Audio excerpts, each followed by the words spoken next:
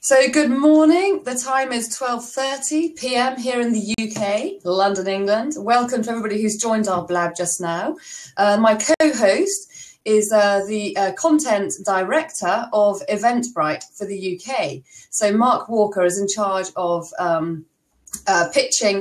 briefing out blogs and all sorts of other interesting information for people to contribute to your blog. And you have how many thousands of subscribers and readers who read your blog on a weekly basis? Yeah, well, we have tens of thousands of readers of the Eventbrite UK blog, so it's grown phenomenally over the last 18 months or so. And we think it's a really valuable resource for event professionals and those who are considering running their own event. And it seems to have been welcomed by the community, which is great. Brilliant. Yes, because you often do. I mean, I contribute also to the Eventbrite blog, which is why I know Mark. And, Mark will also give you some really interesting tips. So I'll have to ask you those in a minute about, how to make a blog post interesting and eye-catching and all the rest of it. But what I was going to firstly ask you, I mean, I've also run events and also advertise them via Eventbrite. So I just want to pick your brains a bit. Just also, people who are listening in now, has anybody used Eventbrite? It would be good to know whether anybody's had an experience of it, or whether you're just interested, you've popped in because you're interested either in PR, or whether you're interested, Fabry says he has used it, or whether you're actually interested in Eventbrite, PR. What is it that you guys want to listen to today? Okay, that's my reminder saying I've got to press. Okay, so you did it for a family history event. Okay, that's interesting. Good. Okay, and I ran a workshop, and I think also social media. SEO juice. I call it SEO juice. When you put your event out in Eventbrite, it's actually good for you to become more visible. Absolutely, 100%. I mean, we have a very, very high Google page rank and authority at Eventbrite. So all the events on the platform kind of share and enjoy in that, as you call it, SEO juice.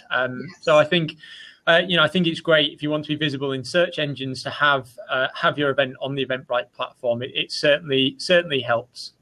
Okay, good. And then also, I think what you told me the other day is I've said this yesterday on my blab yesterday, is actually I could have advertised this very blab, couldn't I, on Eventbrite? You could, absolutely. You can. Yeah. I mean, you can use it as a kind of way to register interest or manage membership or manage attendance to just about anything. So obviously, we're very well known for real life physical events, but it can absolutely be used for blabs or webinars or all sorts of digital online events as well.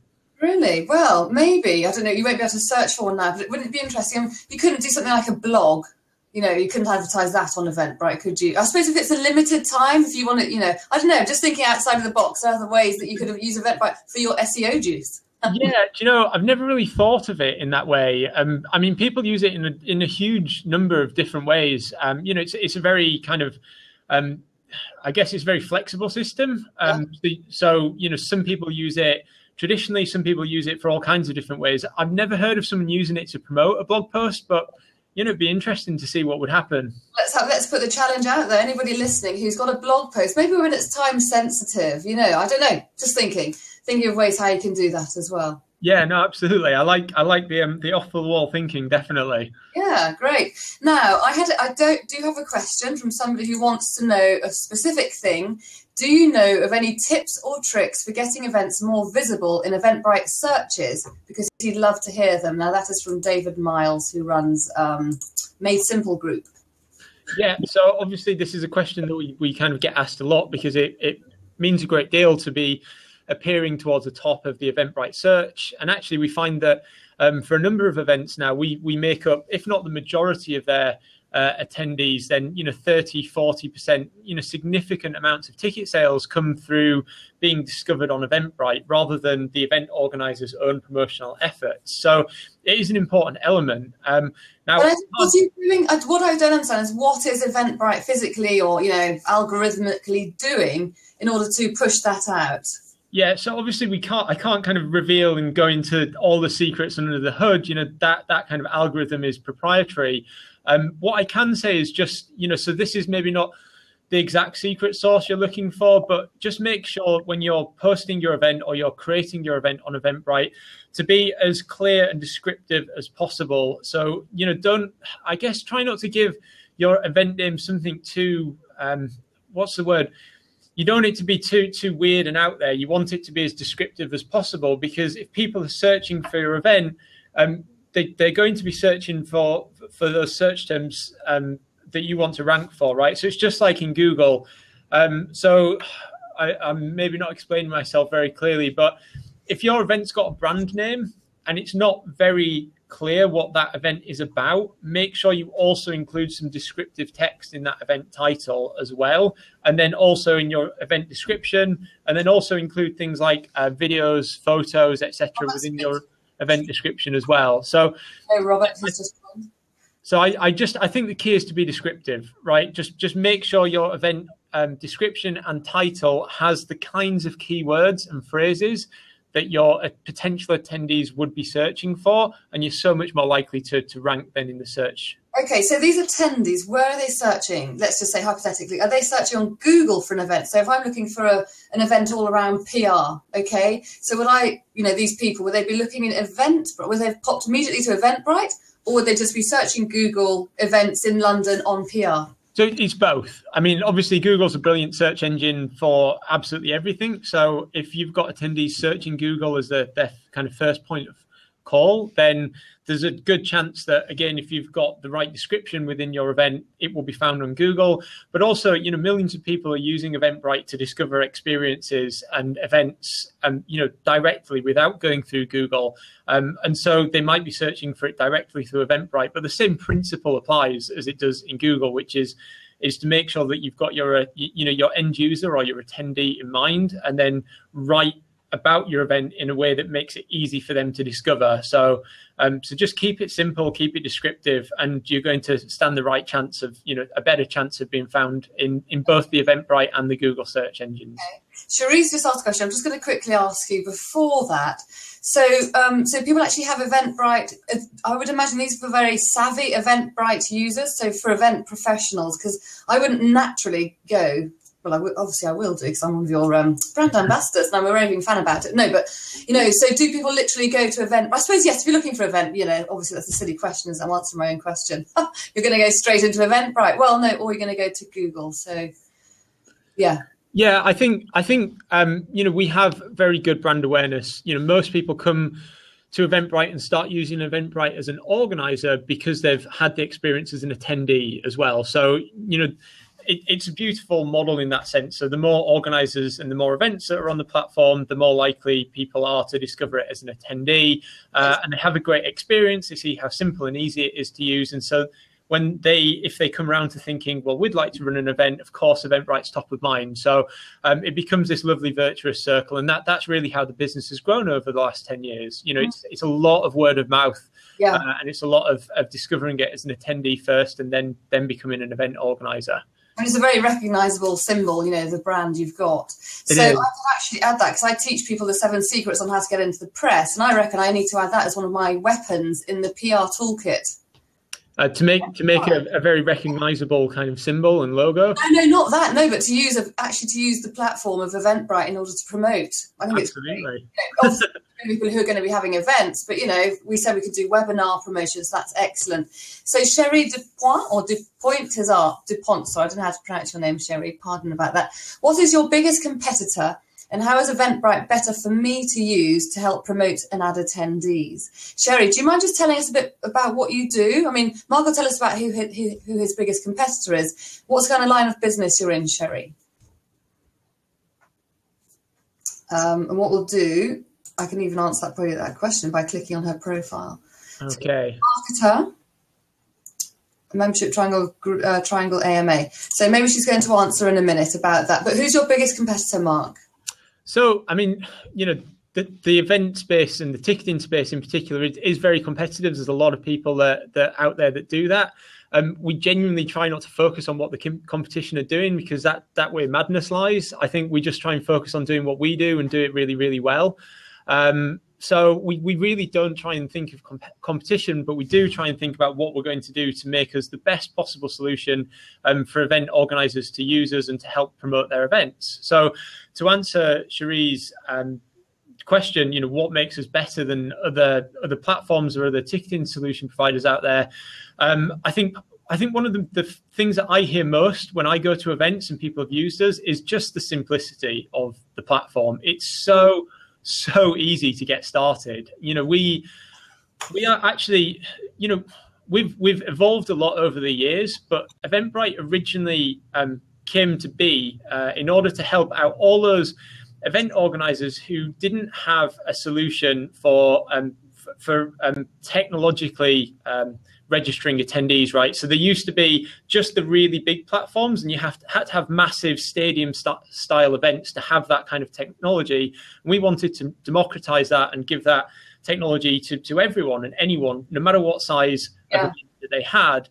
And so to do that, we had to make it very simple, right? It had to be usable by non-event professionals, people who hadn't used this kind of thing before. It's like WordPress for events. It's like a WordPress for events, exactly. It's really, really, really easy and simple to use and get started with. And obviously over those years, it's become more and more robust, and we've had more and more features. But I think at its heart, we've done a really great job of keeping it very, very simple. So for me, that's probably the number one thing. The second thing is, we integrate with the major social platforms. So things like Facebook and Twitter, it's very, very easy to publish your event and get the event out there.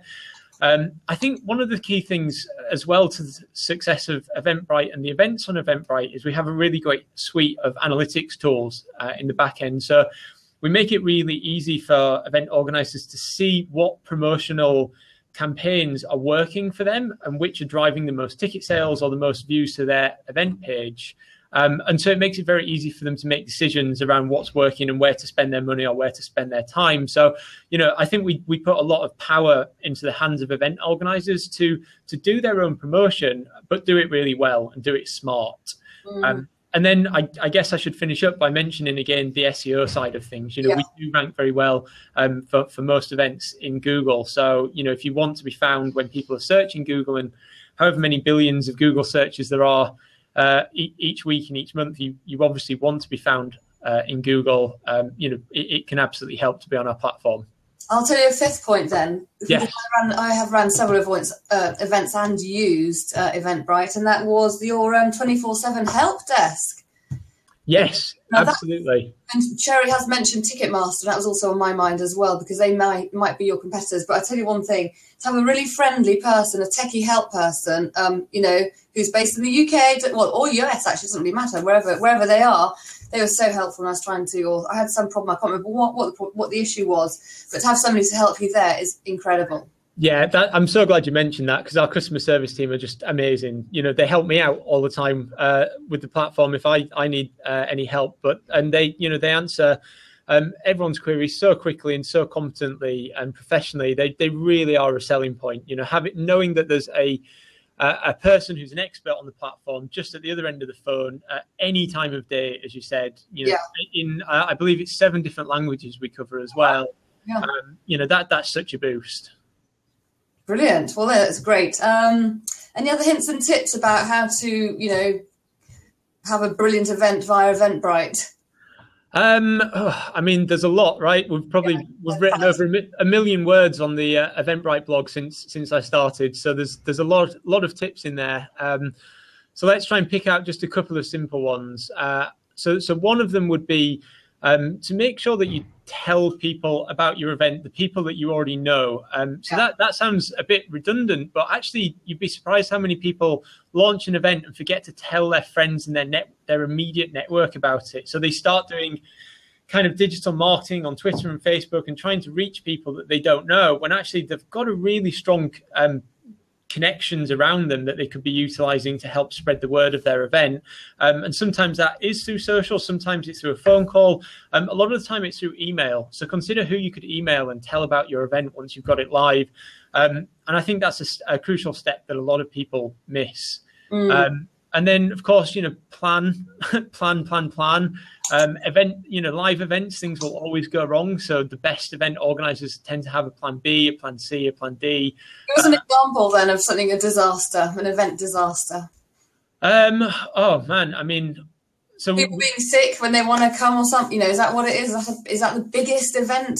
There's a ton. So there's weather disasters. So you could have an outside event that it suddenly buckets down with rain, and you've got no indoor option, or there's no marquee in which to take your guests inside.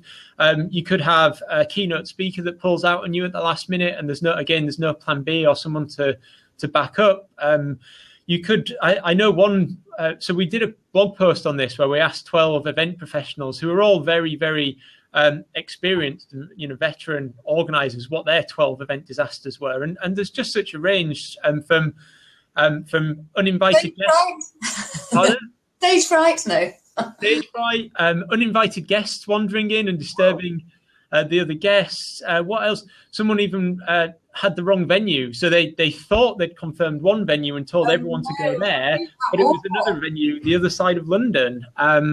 Oops. It's crazy. There's all sorts of things that can go wrong, so it's always good to plan and have contingencies, I think. And then I think one of the big things is making sure that you build up a buzz around your event, right? So this is, we've had you write about this in different capacities, and the 7 steps to building a buzz around your event. So I think it'd probably be worth me pausing here and asking you to relate some of those key steps to trying to build a buzz around your event and have people talking about it. Yeah, so what I would recommend people do is when they're running an event, because I can't remember now, correct me if I'm wrong. I haven't done it for quite a few months now. Is it Eventbrite and then you just have hundreds of numbers afterwards regarding your event? Your URL? So you get given a URL when you set up your event that has, again, the descriptive text in it, as well as a sort of string of numbers, or you can also create a custom URL. Oh, you can, because I was going to say, if you can't create, I didn't realise actually you could do that on Eventbrite, or I'd say pop over to bit.ly to do your custom, but you can actually do it under the roof of Eventbrite now. You can indeed, and you can also create multiple custom URLs that you can hand out to event partners, media partners, your speakers, anyone that you'd like to promote the event, and you can see how effective they've been in promoting your event. So that custom URL will track the ticket sales and the page views for your event directly related to that link. And then is that also almost like an affiliate link? So you could, thank them and all the rest of it for that, or is it just literally so you can see their performance? We have both. So you can do it just so you can see their performance, or you can also create an affiliate link and you can set up your affiliate arrangements there. So you can pay them out a fee if they've, whatever you agree on with them. Oh, okay, that's interesting. So Cherie's got another question. Can you get into the yes? Could you go a bit more into depth about the analytics? She says this is really nice because I didn't know that you had that on the back end using it as an attendee. Is this feature at an extra fee? Yeah, so it's not an extra fee whatsoever. There are no extra fees with Eventbrite, right? That's one of the key things to know about the platform as well. It's super simple pricing. You pay a small fee on each ticket sold if you're running a paid event. If your event is free and you're kind of using it to register free attendees, you pay nothing at all. Can I ask you, how do you monetize a free event, or is it just for you guys for brand awareness? Is that why?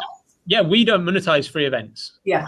But I would say one thing that, a lot of people that start running free events will probably, come round to or eventually build up to running paid events. So, there's a long-term strategy there. But, a lot of events on Eventbrite are free and we don't make a penny off that.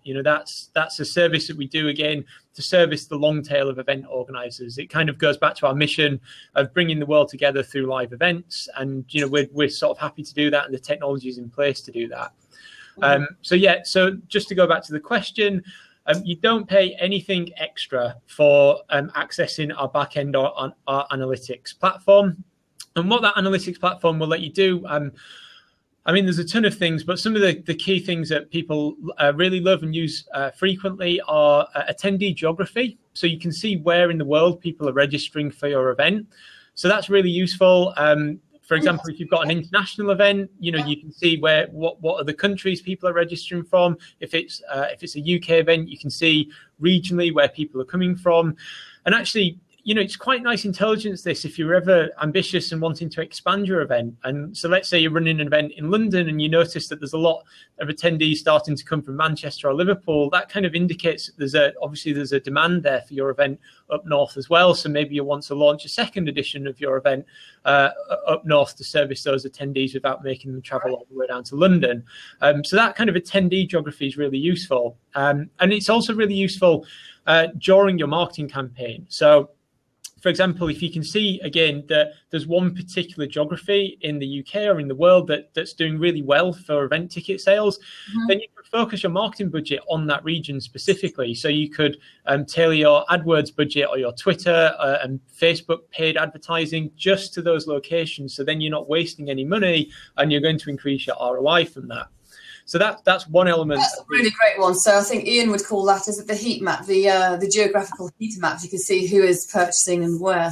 That's exactly right. Yeah. So that's a really popular feature. Another really popular feature that I've just touched on was the affiliate links. Being able to see which partners have performed really well to drive ticket sales that's so vital. Even if you're not paying them anything, you're going to spend time working with them. So, if you've built up media partnerships or just friendships or there's influencers that you've asked to share your links, you can actually see whether they're performing for you. You have to go into link by link and kind of put a little, a code, or does it automatically generate the codes for you per person? So you just really give it a key name. So it might be Amanda Ruiz, and then it creates a link for you. And then I would give you that link. And when I go back into the back end of the system, I can see how many page views have come from your link and how many tickets have been sold from your link. Whether I walk the talk. And whether you walk the talk, exactly. Whether I walk the talk about, brandishing, PR and all the rest of it. So Mel has got a question. Apart from the resources of Google, what else can Eventbrite do to help promote events? I think this is a really important question, because it's all very well, it's really exciting. You prepare your event, you pay for the venue, and you think, oh my God, it's like, setting up a party venue and then nobody comes. How can you get more bums on seats? Yeah, absolutely. So again, we've touched on this as well. So Google, absolutely, we help with that Google search ranking. Again, we touched on this, but the actual Eventbrite platform sees an enormous amount of traffic on a weekly and monthly basis for people coming directly to it, not through Google, to search for experiences and events that they want to attend. So, again, having your event on the platform gets you in front of all of these people who are looking for relevant experiences and events to attend. As I also mentioned already, again, we do integrate with Twitter and Facebook. There's a really great app called Event Bistro that we work with that allows you to sell your event tickets directly on Facebook. We also integrate with a ton of other different promotional apps. So one of the most popular ones is MailChimp. So if you've got an email list or you've already got an audience, you can use MailChimp and sync that directly with Eventbrite. So it makes email marketing very, very easy to do. Okay, so just slow down on that one, because, so I use GetResponse. So you synced in with that, or is it you synced in with many different email platforms? So let's say I want to promote my next event. Do I have to be with MailChimp, or can it be GetResponse? You don't have to. I don't know whether we integrate directly with GetResponse off the top of my head. I know we do with Aweber as well. Or we actually have our own email platform on there. So you can use the kind of free tool that comes with Eventbrite to email up to 2,000 attendees at any one time. So you wouldn't have to use any external email client if you didn't want to, unless you start getting to really large list sizes. This has nothing to do with the Eventbrite audience itself. This is purely my 2,000 names, is it, that I will have fed into Eventbrite? That is your 2,000 names as well. Just clarifying for anybody listening who's unsure like me. and then we also have an editorial team here in the UK that looks out for really interesting events and things that are a bit unique or different to do. And we have email newsletters that go out on a weekly and a monthly basis. We have blog posts again that go out specifically around interesting events to attend. So plug your blog post, because it's actually a really great site, isn't it? Obviously, because I'm an author. Well, of course, we only take the best, Amanda. Yes, thank you. Have you got a link? You want to stick down there, or I can put a link in? Yeah. So where do I put this in the message box here? Yes. Ian said Neon is a great Eventbrite app too. Do you know Neon? I presume you do. I do. So that's actually not a third-party app. That's our very own app that we developed, and basically that's the on-the-door event management system. So although again all these things are optional, right? You can still do a lot of things with Eventbrite that you may have done traditionally. So you can print off a list of attendees on paper, take them to the registration desk, and tick them off by hand if you want. Yeah. But again, we try and make these things a lot easier. So now you can use Neon, and when people turn up to your event, you've got them on. You've got the Neon app open on your mobile. You ask them for their name, or they can print out their ticket, and you can ask for their barcode, and you can scan them off there and then on the Neon app. It's instant. It syncs with the Eventbrite system, even when there's no Wi-Fi. So there's no duplicate tickets, there's no duplicate entries. So it's just a really slick, really simple system, really good way of managing your attendees and keeping the lines short when it just sounds, Mark, that Eventbrite is the place to go for running. No, honestly, it sounds so simple, and I have used it. So Mel is saying she was at an event in London last night, and she saw them using the Neon app, so it works really well. So that's good to have somebody, second person, picking up the. There's no props for that. I'm going to open up the seat if anybody wants to pop in with any questions, so we can hear you speaking. Cherie, Mel, Ian, whoever's there listening in. Any questions about events? If not, I'll give you my top tip when you actually are at an event, and that is if you're speaking, make sure that you've got somebody to take photographs of you when you're actually, standing on your platform. Not only of you on your speaking platform, but also of the heads right behind. Then I told somebody else the other day, is if you've got a cameraman videoing or filming your event, you actually have a photograph taken of him filming the heads and you on stage. And that's just like double whammy, social proof that actually you've got a full room, and it's even being recorded for the BBC or whoever. Another tip is actually, once you've delivered your speech or your talk, hi Dan, who's just joined, is to get your iPhone out or your big chunky camera, which is what I tend to use, even though I'm going to go down the iPhone route very soon. And just to say, I'm really glad you enjoyed the, my talk or my workshop. Can you just do me a quick testimonial? So if you go to my website, it's www.amandaruiz.co.uk. I've actually got some live Eventbritees, attendees who had registered via Eventbrite. Let me just find it so I can put it in here. And you can hear all the hustle and the bustle in the background of people saying it. And I think it makes it more authentic as well. So hold on, let me just grab it, testimonials. Here we are. And so if you have a look at these and see what you think about those. I mean, the lighting's not fantastic, but it's just authentic, and it's just not all, it's not all slick. Nothing needs to be slick all the time, does it? So Cherie says, you're going to love, I know, really great quality video. Well, I know, Ian was just telling me about the the iPhone 6. So I might have to go down that route, because this is my phone. 90%, that's a joke. I'm only joking. I got a Samsung Galaxy, but it doesn't rock as much as an iPhone does. So has anybody else got any questions? The seat is a joke, Sherry, actually. Joking. We're having a joke on Blab today. And actually, just talking about technology, one of the latest releases for Eventbrite is you can now use users for the Apple Watch, as well as the Android Watch. So smartwatches you can now use for getting into events and for your event management. So it's available on there as well. Okay, so shall I not bother going down the actual iPhone route? Just get a watch. Just get a smartwatch. Yeah. Go the full hog. Okay, I'm going to go for it. Ian, have you enjoyed our talk? Have you learnt anything today, Ian? Well, it's a bit difficult when I've got one blab going on the computer. I've got you going on the phone. Me blabbing on. I've got two blabs going at the same time. Okay. You see, so. But no, I like Eventbrite, and I've had the affiliate code for quite a number of years, and I do pump it out to people. Whether they use the Eventbrite code, I don't know when they click through, because I've never gone in looking at the background analytics to it properly. It's something that I should actually talk more and more about with Eventbrite, to find out how I can promote it more, because as Amanda knows, I'm one for big apps and all different bits and pieces, the new products, and I've got a toolbox where I do say to people, these are the things that you should have. And I'm always constantly promoting Eventbrite as the place to, as I call it, Eventbrite is my diary filler. Oh, there you go. So you've got a happy customer right here, or happy contact, let's say.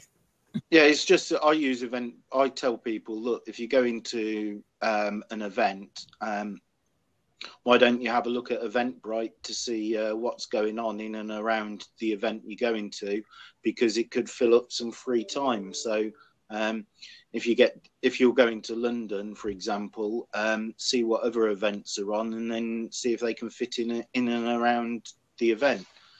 I'm just absolutely amazed at the amount of organisations, and this isn't just the small organisations, it's the really, really big organisations that don't use Eventbrite, even for free events.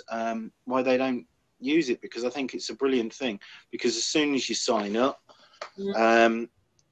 you've got everything in place. And if I can just quickly find it, as it just quickly loads on my other phone. He's got two phones. Yeah. Oh, they've updated it because I've lost my picture, but don't know whether you can see that now. But there, you've got like your events app. Mm-hmm. Is this Neon? Is this Neon you were talking about earlier? No, this is just the Eventbrite app, where it's actually got in here sort of like all the different events and what you booked into and that. So it comes through, turn up to the event, just pull out the Eventbrite app, show them the ticket, job done. Actually, Ian, Mark, question is, your analytics, it's really interesting. Is it, what's the most popular device used? Is it mobile like Ian, or is it PC, laptop, iPad? Do you have that analytics, or does it go that deep? We don't actually go into that depth, I don't believe, in terms of what platform's being used to book on onto the event. But we do integrate with Google Analytics again, so you can sync your back end with Eventbrite with Google Analytics, which does have that kind of technology. So you can ultimately get to that intelligence. It's just not 100% baked into the back end of the Eventbrite Analytics. Okay. Right, well, we're only scheduled to have a 30-minute Eventbrite chat, and I know you have to get off for a meeting. Would anybody else like to ask any other questions about running an event, setting up an event, having me used it personally? Like I said, the 24/7 for Eventbrite, the help desk is amazing. My last question is there a kind of an optimal amount of text or copy that you should put? When it's the about the speaker, about the event, should it be bullet points? Because when I teach people about how to write a press release, it's just, because the journalists are so busy, they get about 1,000 emails per day. They just want to have 3 bullet points and then maybe a bit more text underneath. So is it similar? What do you recommend? Yeah, I mean, this is one of those lame answers where I just say it depends. It depends how much you have to say. It depends on your audience. I personally, because I've got a bit of a copywriting background, like I err on the side of long copy. I think long copy sells. Ogilvy himself kind of always said that long copy sold better than anything else because it infers the fact that you've got something to say. So I would generally err on the side of longer rather than shorter. But, again, people use Eventbrite in all sorts of different ways. So some people just use this as their ticketing platform and they've got their own separate website. So they might just put a short description and then invite people to their website to see the rest of the details of the event. Others kind of use us completely as their website, hook, line and sinker. And so you want to have more information on there. It does depend, but I guess if I had to go with one answer, it would be I would err on the side of being more descriptive and offering more rather than less. You have actually just done a blog post about that, I think, in LinkedIn, didn't you, about, the long copy sales. I personally don't like long copy because I just haven't got the time. It's like, oh my God, because Ian keeps telling me about all these new things I need to learn about, Keefe, weave, oomph and blah, blah, all these things. So, but that's just me. But I think what you're saying is having long copy adds to your kudos and credibility. Is that right? It can do, but as I said, it's not always right. Sometimes short and simple wins the day. So I think you've got to take a judgment call yourself on that one. Well, that's where Medium comes in, because Medium's a very short reading platform, and it's really good for getting quick, easy messages across. So that's where I love Medium. Good. Okay, we need to look onto that as well. So Ian's the king of all things new and modern. We've got 2 questions and then we'll have to close off. So Sherry, I presume we're in the US, Sherry. Do you recommend any reps in the USA to contact for Eventbrite? Any reps, so as in business development? So you'd be interested in learning more about the platform, I guess. In which case, yeah. In which case, I'll tweet out a link from Eventbrite UK for how to get in touch with the sales or the business development team in the US. If it's customer support, then there's another link. So it'd be good to know which is which. Okay. And then the other question is, during an event, how important would you say it is to continue being active on social media? Very important, I think, is the short and simple answer to this. So you may well have heard this, you may hate it, you may love it, this phrase FOMO, which is fear of missing out. Being active on social media during an event is key to building this idea of FOMO and fear of missing out, which essentially means other people will see what's going on at your event. They'll realize that they are missing out and they'll want to attend your next one. So by being active on social media, really spreading the message of how great your event is. And so it will build up over time and build momentum. So I would say it's crucial to be active on social media during your event. And then also just, that was quite funny, you said FOMO, so I thought, I haven't told many people, I haven't told my little bird about it, so I've just tweeted, so people are going to be, oh my God, I've just missed. So that's what, and another thing is to have a hashtag and to try and get that going viral when you're actually in your event. And, like I said before, I don't know whether you can do a hashtag when you cut down, customize your link for your actual event, but I have one called I am #visible. As you can see, that's it. Whatever I do now, I'm just going to use that hashtag. So I'm going to own it. But when people are actually at the event, you say thank you if you're enjoying this, as you're enjoying it, any amazing things, or the speakers have said, please tweet it out using the #visible. So yes, I would definitely recommend doing that. Yeah, and just to Mel's last point here, in terms of it's a debate that you're having with fellow organizers, I don't think it should be an either or. So one of the key things with social media, sometimes it's about being in the moment. So let me try and structure this correctly. So if you plan ahead of time your social media strategy for your event, it means you should be able to focus on the event and also have social media activity that's going out. So you can use, social media management platforms like Hootsuite or Buffer to schedule tweets and schedule posts to Facebook, etc., ahead of the event. So when you're at the event, you can just focus on running it and managing it effectively. And then the second thing I would say about it is that you want to enable and encourage attendees to be active on social media on your behalf. So it's not you having to do it all. And that's where having a great hashtag, as Amanda said, comes in. So have a hashtag, encourage people to share their shareable moments at the event, encourage speakers to include it on their slides, maybe have some sort of display with a hashtag around the event. You can have it posted up on posters and signage. And encourage your attendees to be the ones that are using social media. So it's not all you, and you can focus on running the event.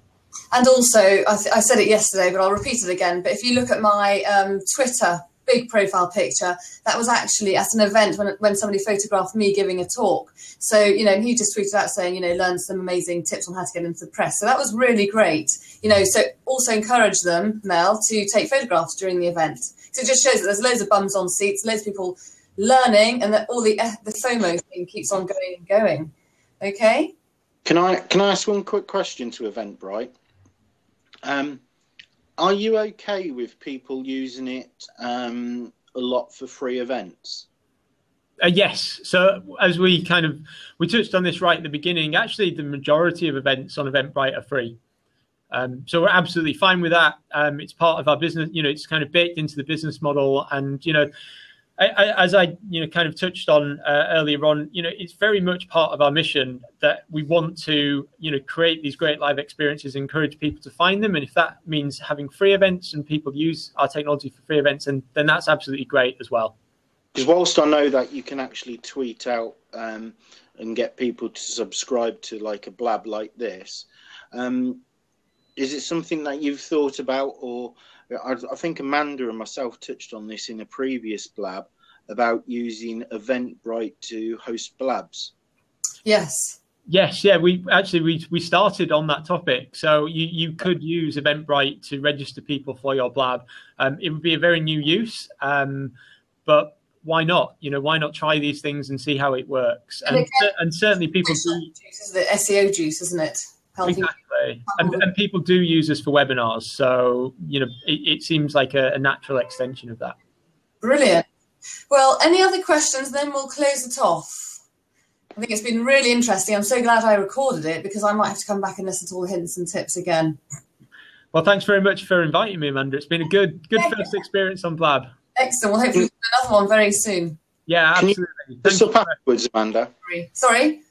Can you connect me through to Eventbrite afterwards? Yeah, you mean to Mark? Yeah. Head of Content. What's your title, Mark? Just so we remember. Yeah, head of Content Marketing at Eventbrite UK. He's a lovely man. He's a new daddy. He's got how many weeks old is your second baby, daughter? I am. Our second daughter is 5 weeks old. Yeah. So many congratulations to you there. Thank you very much. If I look a bit tired, that is why. You look Sorry, good. what's your surname, Mark? And I'll connect with you on LinkedIn now. It's Walker, Mark Walker. And if you wanted to connect with me on Twitter, then it's JFDI Mark. Mark, is that my favourite expression? Somebody asked me once when I was being interviewed and they said, what is it? And I said, I can't swear, but I'm just going to say it, JFDI. So it's your imagination. So yeah, love it. JFDI, man. Okay. So I'm now going to cross all the boxes, which I think will mean we're going to finish. I'm going to stop recording now. So thank you very much today for listening to Mark Walker from Eventbrite. And we've had Ian in a hot seat as well. So thank you.